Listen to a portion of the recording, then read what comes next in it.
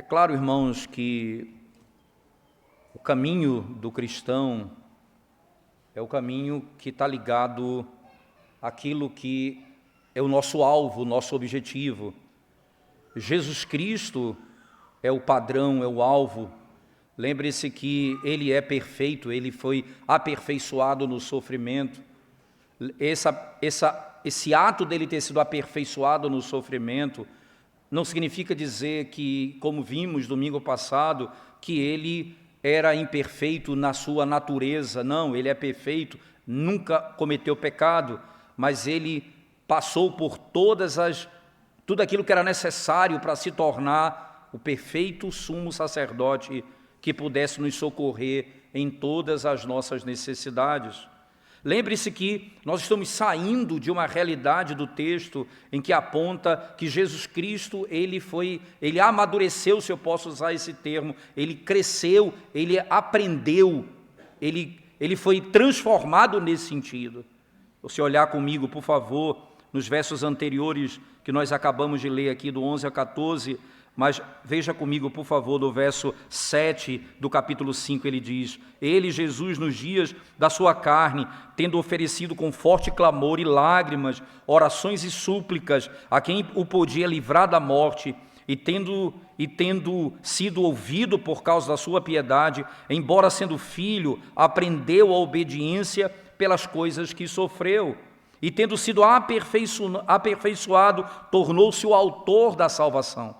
E ele diz, da salvação eterna para todos os que lhe obedecem. Ora, ele está descrevendo aqui que Jesus Cristo, o perfeito Deus e o perfeito homem, ele foi aperfeiçoado em todas as coisas. Ele passou por aquilo que era necessário para que ele se tornasse o nosso sumo sacerdote. Ele viveu e cresceu dessa maneira. Nós ouvimos, por exemplo, o evangelista dizer: ele crescia na graça e no conhecimento de Deus. Ora, essa é a nossa própria perspectiva como crentes, irmãos. Nós não fomos salvos para vivermos estagnados no caminho, isto é, apenas numa fase da vida. E o Senhor, Ele mostra que há um alvo que nós devemos perseguir. Nós devemos perseguir esse alvo, que é parecer cada vez mais com Cristo, o varão perfeito, não é?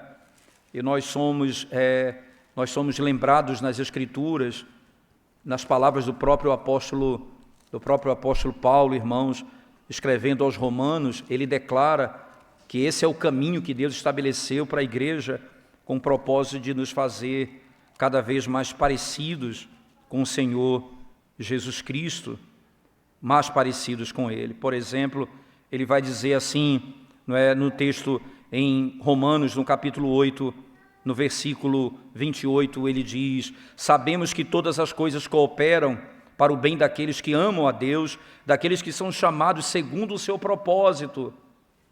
Porquanto aos que de antemão conheceu, também os predestinou para serem conformes à imagem do seu Filho, a fim de que ele seja o primogênito entre muitos irmãos. Perceba, esse foi o propósito pelo qual nós fomos eleitos, para sermos parecidos com Cristo.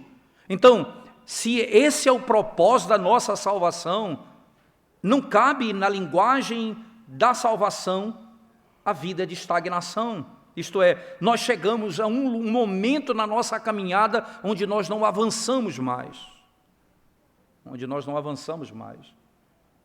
O apóstolo Paulo chega a escrever à igreja de Tessalônica, dizendo aos irmãos que eles eram um exemplo de amor fraternal. Paulo poderia dizer: vocês chegaram no ápice. Sabe o que Paulo diz na carta? Mas eu exorto vocês a uma coisa, a um aspecto: avancem ainda mais. Que coisa! Ele elogia a igreja porque eles amam uns aos outros, mas ele diz: avancem ainda mais. Porque o nosso propósito, irmãos, é viver a eternidade com o Senhor, onde nós teremos todo o entendimento, todo o conhecimento. É para esse fim que o Senhor nos chamou. Por isso, o autor da carta aos Hebreus aqui, terminando de descrever a glória dessa maturidade, dessa perfeição de Cristo, que aprendeu no sofrimento, ele olha para a igreja e diz: por que vocês estão estagnados ainda, tendo tempo de comer comida sólida, vocês ainda estão bebendo leite? Por que vocês estão assim? Qual é a lógica disso? O que é que está acontecendo aqui, irmãos? E lembre-se que é importante sempre nós ouvirmos essas verdades no contexto específico da carta. Irmãos que conheceram a Cristo, vindo do judaísmo, agora estavam querendo retornar ao judaísmo, deixando Cristo como parte da salvação e não como a plena e total salvação. É perigoso, irmãos, é perigoso permanecer num lugar, porque como a igreja, como os irmãos da carta aos Hebreus, eles estavam correndo o risco de retrocederem. Não é à toa que o capítulo 6, que é onde começa imediatamente a outra sessão, ele vai tratar de um texto dos mais duros e difíceis, falando daqueles que abandonam a graça, que abandonam a fé, como que caindo da graça. Veja como ele diz, claro que nós vamos explorar isso com mais detalhe, mas para que você entenda o perigo dessa vida de estagnação espiritual. Ele diz no verso 4 do capítulo 6, é impossível, pois, que aqueles que uma vez foram iluminados, provaram o dom celestial, se tornaram participantes do Espírito Santo, e provaram a boa palavra de Deus e os poderes do mundo vindouro, e caíram, sim, é impossível outra vez renová-los para arrependimento. Ele descreve como que eles perderam a salvação. O perigo, claro, do que está acontecendo aqui. Daí, ele para pastorear o rebanho, irmãos. Ele fala da glória de Cristo, então ele se dirige ao rebanho, se dirige à igreja e mais uma vez ele vai exortá-los. E dessa vez ele começa no verso 11, trazendo aquilo que ele conclui no verso 10. Tendo sido nomeado por Deus sumo sacerdote, segundo a ordem de Melquisedeque.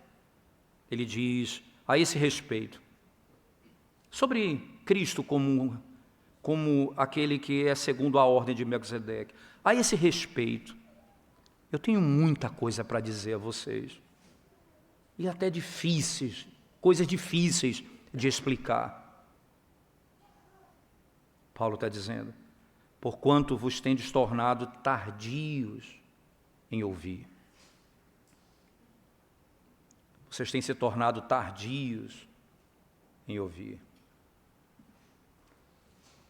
Eu tenho muito para falar para vocês, coisas ainda mais profundas sobre isso. Mas eu temo que vocês não consigam. Eu temo que vocês não consigam, porque vocês se tornaram tardios em ouvir. Vocês não conseguem viver segundo aquilo que vocês têm ouvido. Lembre-se que, irmãos, o que ele deseja comunicar é difícil de explicar. Qual a razão por que é difícil explicar? Não porque simplesmente pertence ao campo do mistério esotérico, que somente alguns iluminados vão compreender. Não é isso que ele está dizendo. Alguns poucos entenderão, não é isso que ele está dizendo. Ou porque o autor se sente inadequado como instrutor para descrever essas coisas à igreja. Não, mas por causa, irmãos, de um detalhe.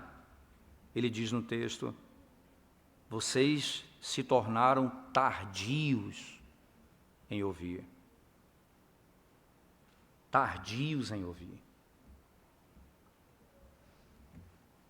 Não significa dizer que aqueles que escutam ou estão lendo esse texto não são intelectuais ou capazes o suficiente para isso, ou que são inferiores espiritualmente. Não é isso que ele está dizendo também. Não é uma questão, irmãos, daquilo que eles são, mas daquilo que eles se tornaram, pelo padrão que eles seguem. A implicação é que o texto nos ensina é que eles se tornaram frágeis. E essa fragilidade, irmãos, afetou a atenção dele e a capacidade de receber e reter instrução sólida. Aí você vê, a gente vive sempre voltando ao leite, como se a igreja vivesse das coisas básicas. Há tempo para isso, claro, na igreja não há só pessoas maduras, existem pessoas que estão iniciando na fé. É papel do pregador, talvez a parte mais difícil de um pregador, é separar a comida para o rebanho, fazendo com que o que toma leite se alimente, com aquele que come comida sólida também se alimente. É uma das partes mais difíceis na exposição da Escritura. É fazer com que todos na igreja compreendam a verdade. Sem dúvida, mas esses irmãos não conseguem receber e reter uma teologia sólida, irmãos. E eles precisam ser agitados aqui, saindo da sua inércia, porque é como se ele estivesse dizendo assim: vocês estão se tornando como os idólatras. Deixa eu dizer isso para vocês, irmãos. A dificuldade de ouvir a palavra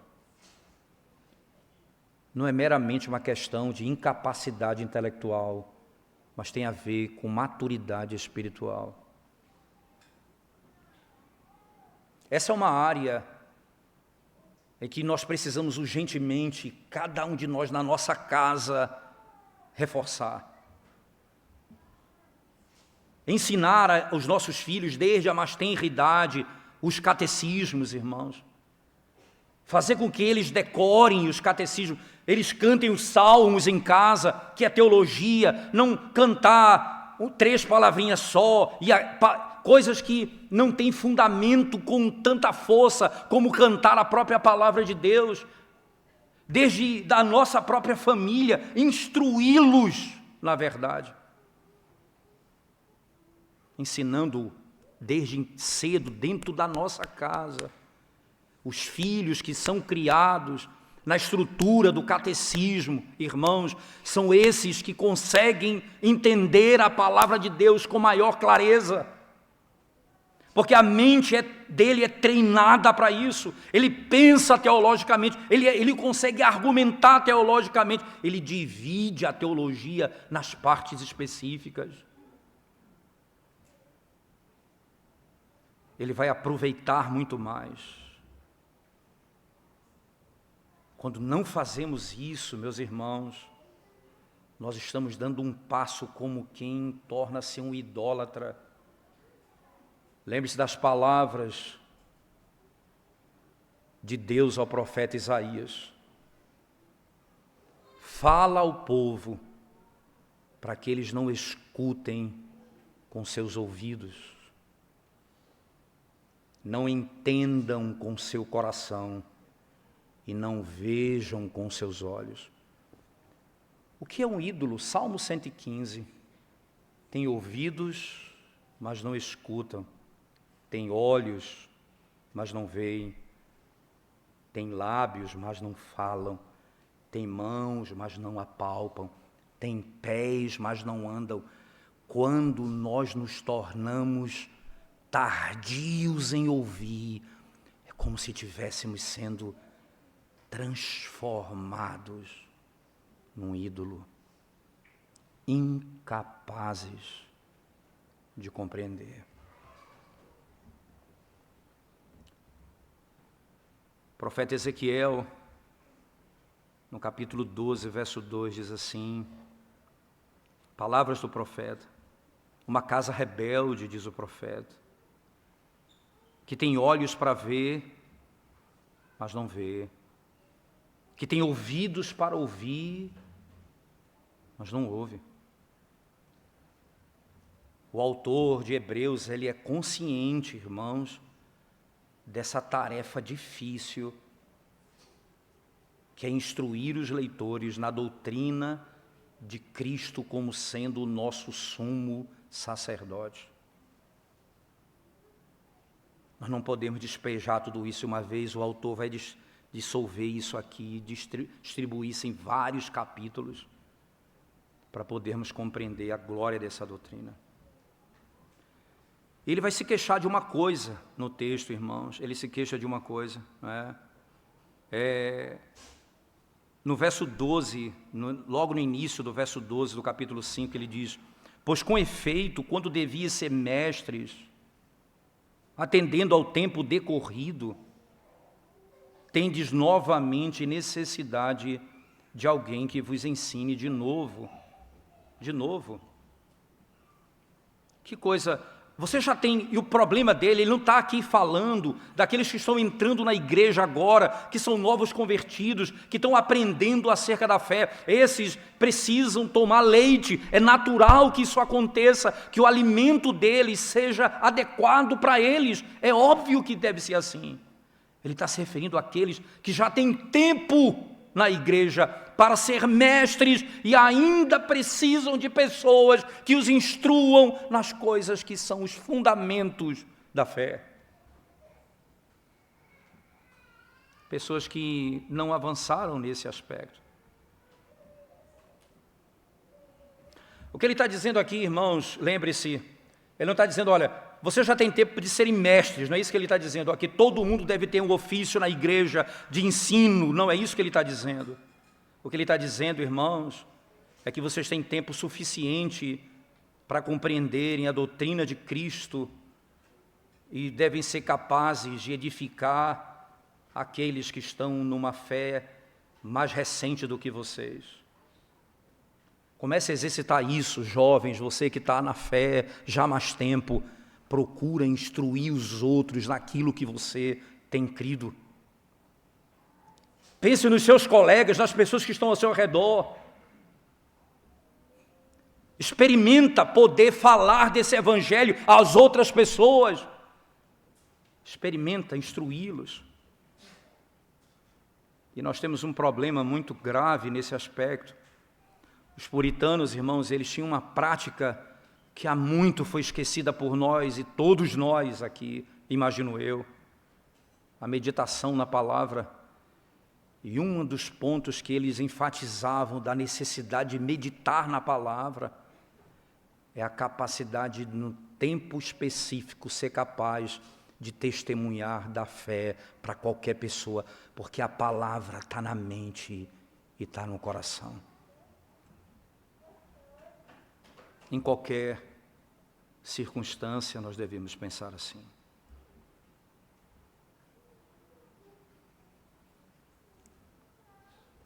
O tempo que vocês estão na igreja,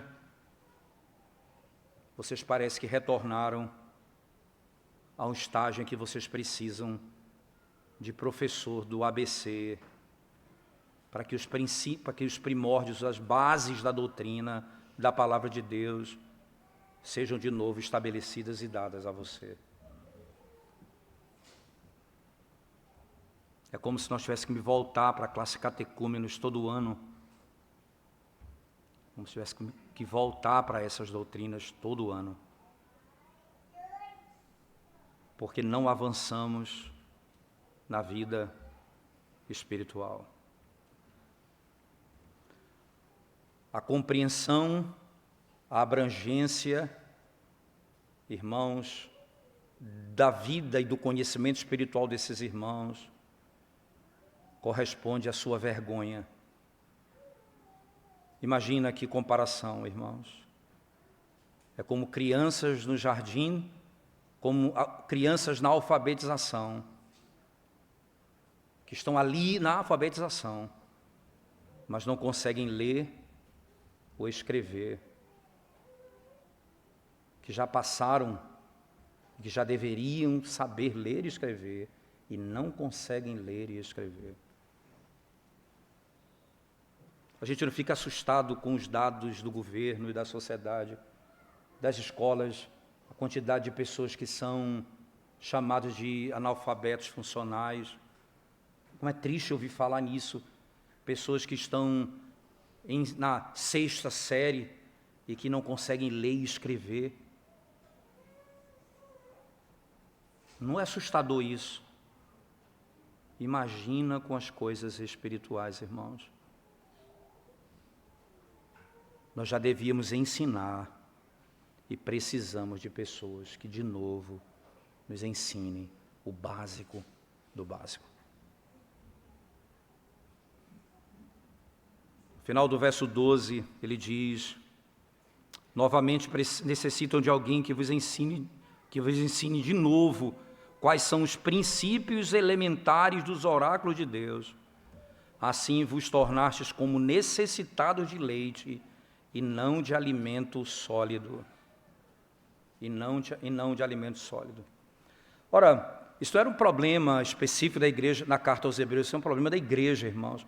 E quando o apóstolo Paulo trata sobre isso, ele trata pastoralmente, ele trata exortando e mostrando o perigo e a necessidade de avançar, porque é da nossa natureza a estagnação e pior, o retrocesso naquilo que temos aprendido, porque não nos exercitamos na fé, na doutrina, no conhecimento. Consequentemente, fazemos isso. Paulo escreve à igreja de Corinto, a primeira carta, ele vai tratar de um tema bem parecido com esse. Veja, volte comigo lá, por favor. Primeira carta de Paulo aos Coríntios, capítulo 3, a partir do verso 1. Preste atenção nas palavras do apóstolo Paulo lidando com um tema parecido com esse. Ele diz, ora, capítulo 3, verso 1 da primeira carta de Paulo aos Coríntios: eu, porém, irmãos, não vos pude falar como a espirituais, e sim como a carnais, como a crianças em Cristo. Leite vos dei a beber, não vos dei alimento sólido, porque ainda não podíeis suportá-lo, nem ainda agora podeis, porque ainda sois carnais, porquanto havendo entre vós ciúmes e contendas, não é assim que sois carnais e andais segundo o homem?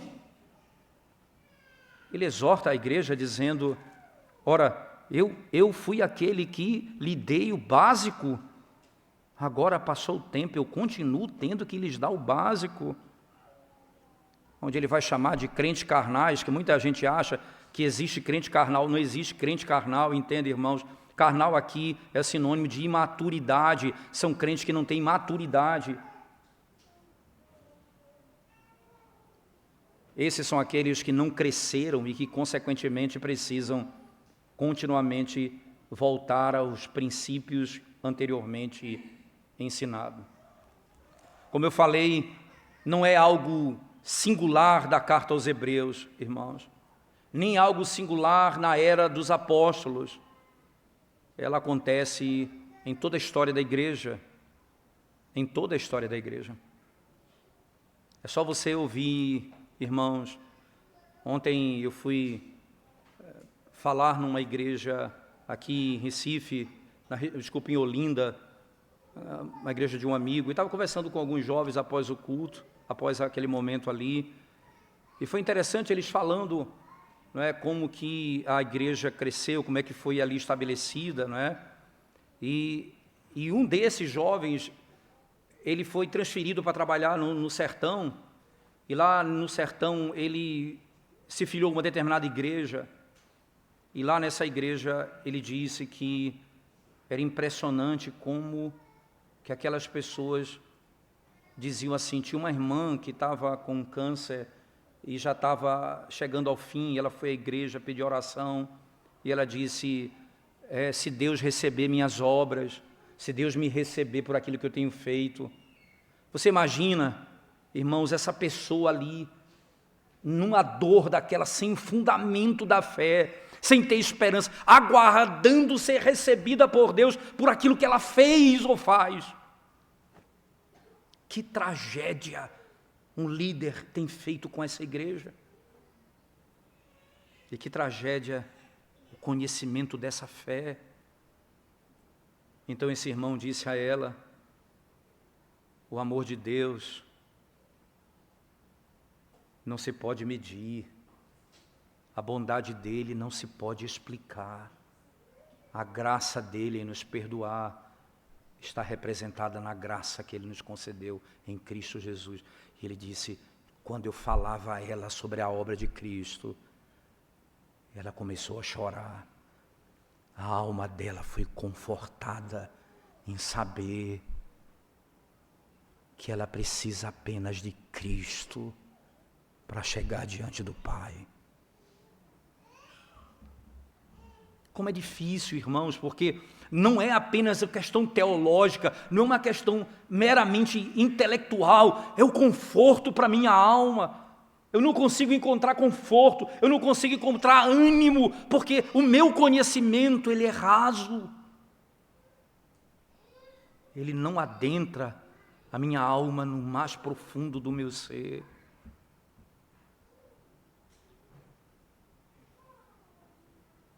Preste atenção no versículo, como ele diz, voltando ao capítulo 5, verso 12. Quando devia ser mestres, irmãos, atendendo ao tempo decorrido, tendes novamente necessidade de alguém que vos ensine de novo quais são os princípios elementares dos oráculos de Deus. Assim vos tornastes como necessitados.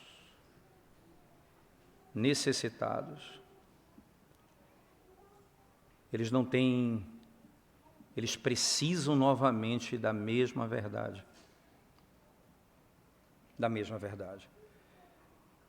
Do que eles não são capazes de articular? Veja o verso 13 comigo, por favor.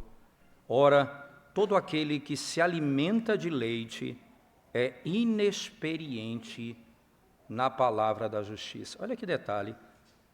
A pessoa que não tem esse conhecimento, ela é inexperiente na palavra da justiça, porque é criança.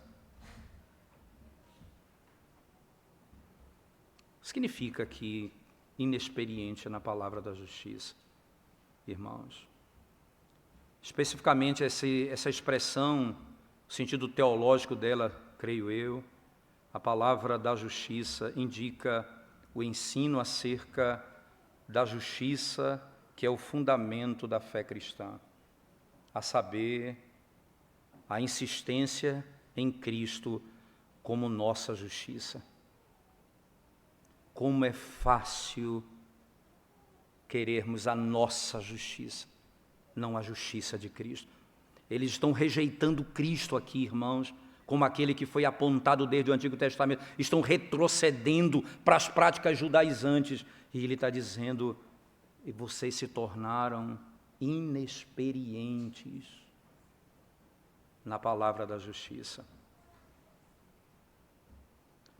O apóstolo Paulo, escrevendo no mesmo texto da carta aos Coríntios, no capítulo 1, um texto famoso e conhecido, no verso 30, ele diz assim, 1 Coríntios 1, 30, diz o apóstolo Paulo, mas vós sois dele em Cristo Jesus, o qual se tornou da parte de Deus sabedoria, justiça e santificação e redenção.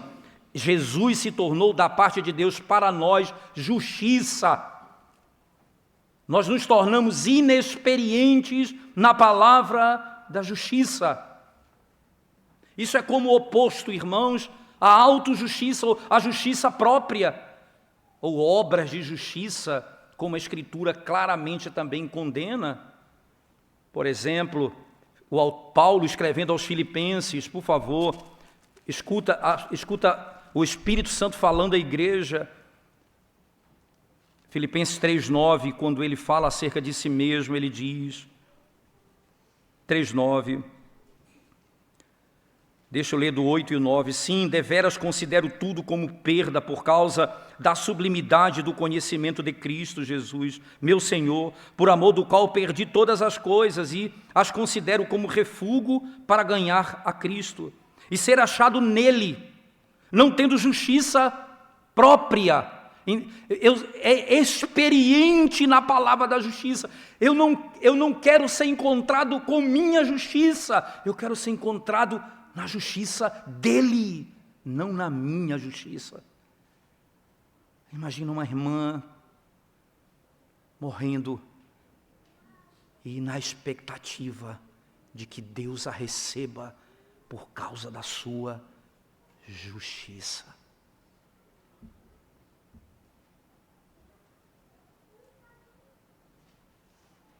Isso cheira, em essência, que não houve salvação. Quantas vezes em igreja eu vi, irmãos, pessoas que estão há muito tempo na casa de Deus e não conseguem descrever o que é a doutrina da Trindade, não conseguem crer, não conseguem saber o que significa isso. Não porque não tem estudado, não porque não tem ouvido, não porque não tem sido instruído, é porque é tardio em ouvir. É tardio em ouvir.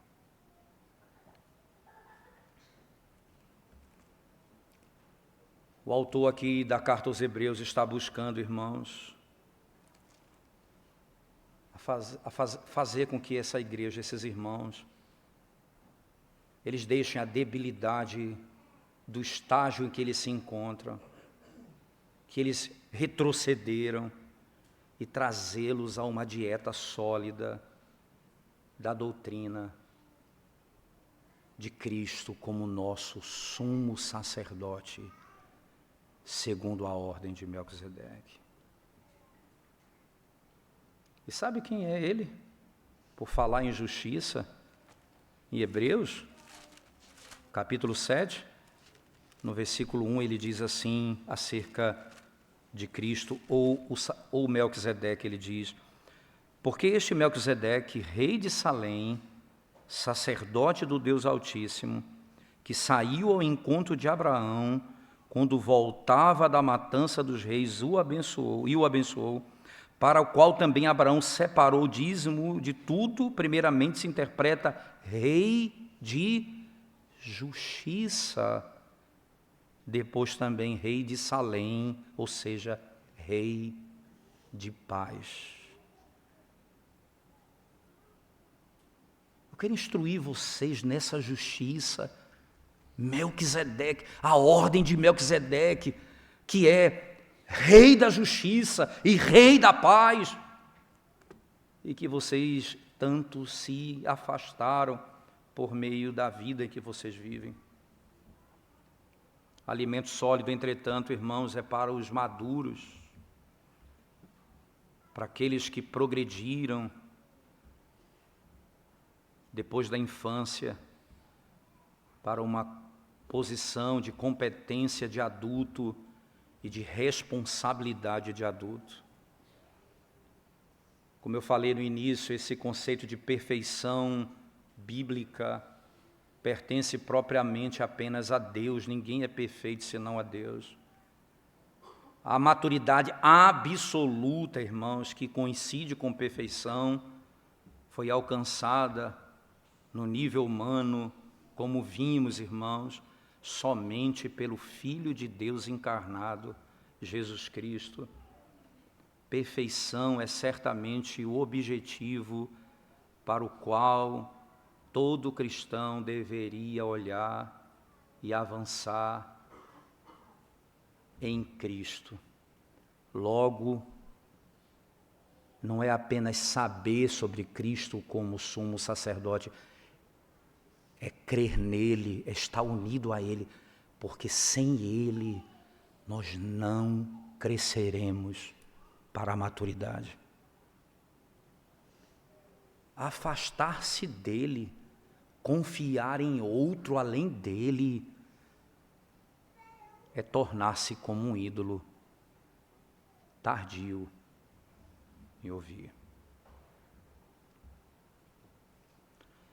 Mas quando falamos em maturidade cristã, podemos dizer que ela é relativa, sim, em termos do grau em que cada um cresceu da infância na sua jornada a se parecer cada vez mais com Cristo. Nós cada um temos uma história e caminhamos diferentemente, mas todos nós caminhamos para um alvo.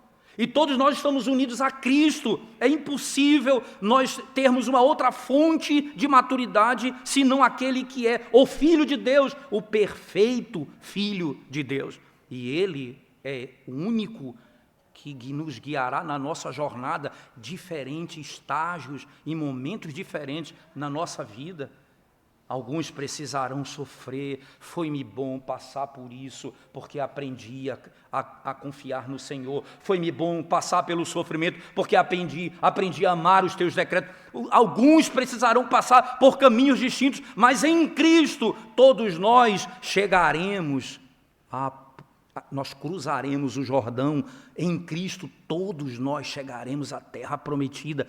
Em Cristo, o nosso Josué, nós adentraremos a terra prometida. O perigo é tentar afastar-se dele, irmãos. Agora ele vai colocar no último verso de Hebreus 5, voltemos lá para o nosso texto, por favor, irmãos. Ele vai descrever o seguinte detalhe acerca dessa caminhada. Veja o verso 14. Mas o alimento sólido é para os adultos, para aqueles que pela prática têm as suas faculdades exercitadas para discernir não somente o bem, mas também o mal.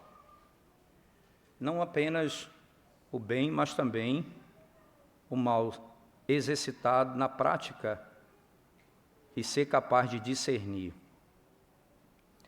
Texto de Hebreus capítulo 12, verso 1, há um propósito muito claro nessa jornada. Preste atenção nisso, por favor, 12, 1. Portanto, também nós, visto que temos a rodear-nos tão grande nuvem de testemunhas, desembaraçando-nos de todo o peso e do pecado, que tenazmente nos assedia, corramos com perseverança a carreira que nos está proposta. Então, nós estamos caminhando na mesma corrida. Então, há uma corrida aqui estabelecida, nós temos um alvo para onde nós estamos indo, nós estamos sendo treinados nessa corrida, nós estamos tornando capazes para correr essa corrida. E aí ele diz o seguinte, olhando, sabe como você corre essa corrida? Olhando firmemente para o autor e consumador da fé, Jesus, o qual em troca da alegria que ele estava proposta, suportou a cruz, não fazendo caso da ignomínia, está sentado à destra do trono de Deus. E aí, como ele vai fazer? Considere Jesus Cristo. Considere, pois, atentamente aquele que suportou tamanha oposição dos pecadores contra si mesmo, para que não vos fatigueis, desmaiando em vossa alma. Nós vamos passar por isso. Olhe para ele, veja como ele fez, dependa dele, esteja unido a ele pela fé. E nós vamos passar por todos esses obstáculos até chegarmos no alvo que nos foi determinado.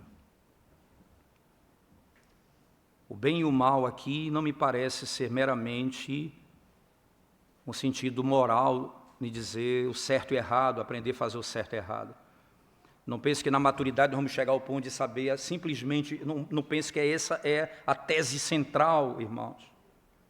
O salmista no Salmo 1, verso 2 diz abertamente, antes o meu prazer está na lei do Senhor e na sua lei medito dia e noite. O bem e o mal aqui não deve ser entendido meramente no sentido ético, como significando uma boa conduta ou uma conduta má, não é isso meramente, mas o que significa aqui de modo mais particular, irmãos, como o contexto bíblico requer, é um sentido teológico muito mais abrangente, a saber, o bem e o mal, ou o verdadeiro do falso, a doutrina que inclui o ensino moral, saber discernir o que é uma teologia falsa, o que é uma teologia verdadeira, saber discernir o que é Cristo, o que não é Cristo, qual é a justiça dele, o que não é a justiça dele, discernir o que eu estou ouvindo, e aí com capacidade nós faremos aquilo que agrada a Deus, mas saberemos discernir o falso ensino que tenta nos levar de volta à idolatria. O poder do discernimento é algo muito necessário naqueles que são suficientemente maduros para ensinar. Para ensinar. Algo que deve ser esperado daqueles que, como os que recebem essa carta, irmãos, são membros da Igreja de Cristo por muitos anos e ainda permanecem crianças. Vocês se deixam conduzir por esse erro sem discernir o mal que está acontecendo aqui. Por causa das nossas afeições, dos nossos sentimentos. Ora, se não é intento de Paulo instruir a igreja para que todos cheguem ao momento que serão mestres na igreja, como é que eu posso ser mestre, então, se não é para que todos sejam mestres na igreja? O marido, ele deve ser um homem treinado na doutrina. Deve ser um homem que ama a verdade, que conhece a palavra de Deus e que vai instruir a sua esposa e os seus filhos nesse caminho da verdade, conhecendo Jesus Cristo, o sumo sacerdote, segundo a ordem de Melquisedeque. Deve ser esse o trabalho das mulheres mais velhas, como diz Tito, a carta de Paulo a Tito: as mais velhas ensinarão as mais jovens, instruirão, para que elas sejam mulheres que amem o seu marido, amem seus filhos, para que a palavra não seja envergonhada. É necessário que todos nós, naquela capacidade que Deus nos deu e na autoridade que Ele nos deu, nas circunstâncias que Ele nos colocou, nós possamos desenvolver a nossa fé, irmãos, para o bem da nossa própria casa.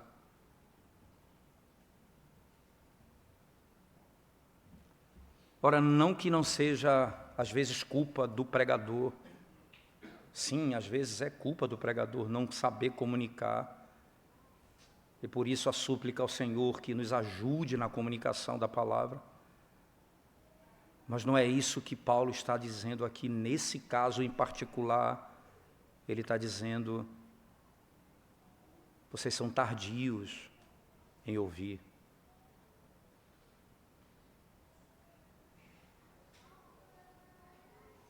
Paulo chega até a dizer na segunda carta dele aos Coríntios que ele era alguém que talvez não fosse bom de comunicação. Ele chega a dizer isso na segunda carta.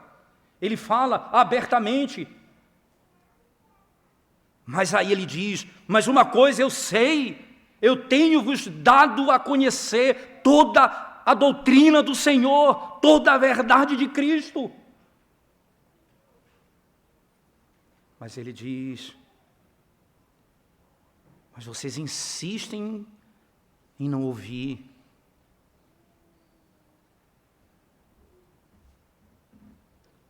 Aí você vê os filhos, os nossos filhos.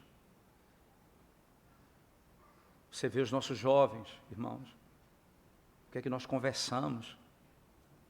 O que é que mais nós nos apegamos? Nós não amamos a leitura das coisas santas. Nós não lemos a boa teologia, a boa doutrina, especialmente sobre Cristo, sobre a pessoa e obra dele. Então eu quero, primeiramente, dizer a você, como aquele que foi colocado por Deus para instruir sua casa, eu quero lhe encorajar, mais do que lhe exortar hoje, eu quero lhe encorajar que quando você aprender de coração essas coisas e instruir a sua casa nessas verdades, você vai colher os frutos disso para a glória de Deus. Você vai colher os frutos disso. Você já parou para pensar a gravidade de vivermos em igreja onde essa verdade não é proclamada? Onde Cristo não é anunciado com essa verdade? Quanta superstição na igreja. Quanta fraqueza no meio da igreja. Porque Cristo, o sumo sacerdote, não é proclamado.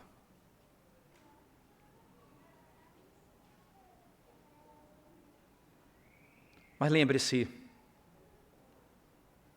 talvez você seja tardio em ouvir mesmo, mas ainda assim há uma esperança para você. O Deus que encontrou um homem 4 dias morto, que não era não só capaz de ouvir, não era capaz de ver, não era capaz de pensar. Ele disse: Lázaro, sai para fora. Ele ouviu, porque quem tem poder é Cristo. Se você se coloca debaixo da palavra de Cristo, Ele tem poder para abrir os teus ouvidos e te fazer ouvir. Vamos orar ao Senhor nesse momento, irmãos. Senhor nosso, ajuda-nos, Senhor, nas nossas muitas fraquezas, expostas aqui na Tua palavra, as nossas muitas necessidades, Senhor. Ó Deus, obrigado por Cristo. São nessas circunstâncias que nós somos lembrados dessa verdade. Paulo disse: o bem que eu quero eu não consigo fazer, porque em mim há uma guerra. Então Paulo disse: graças a Deus por Jesus Cristo. Aqui estamos nós numa situação como essa, declarando em alto e bom som: graças a Deus por Jesus Cristo. A palavra viva de Deus, que tem poder para abrir os nossos ouvidos, nosso coração e a nossa mente, para vivermos para a glória do nome dEle. Faz isso conosco, Pai Santo, suplicamos isso, faça isso conosco, pelo amor do Teu nome. Em nome de Jesus nós oramos. Amém.